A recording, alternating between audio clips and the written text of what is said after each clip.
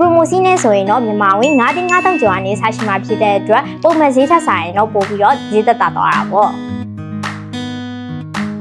promotion ဆိုတာဘာလဲဒီနေ့မှဝယ်တဲ့ခါဈေးသက်သာလေးပြောပြပါဆိုရဲအဲ့တဲ့အတွက် airline ကပေးထားတဲ့ promotion ဆိုတာရှိပါရဲ့နော် promotion ဆိုတာတော့လေကြောင်းလိုင်းတွေကအနေဆုံး class တွေကိုအသက်သာဆုံးဈေးနှုန်းတွေနဲ့ရောင်းချပေးထားတာပဲဖြစ်ပါရဲ့ရှင်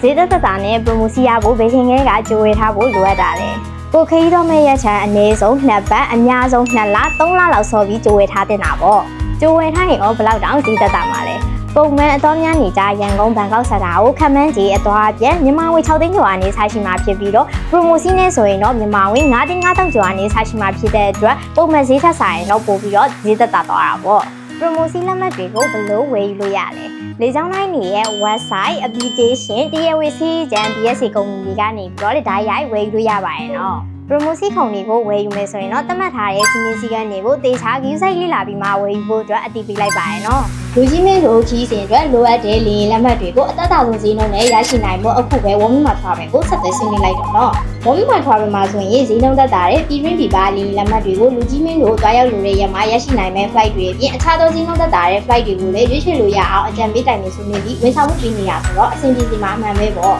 ကဲတွေ့ဦးမနေပဲမိတ်ဆွေရဲ့ခီးစဉ်ကို Warming မှာ travel နဲ့အတူယုံကြည်စွာစတင်လိုက်ပါ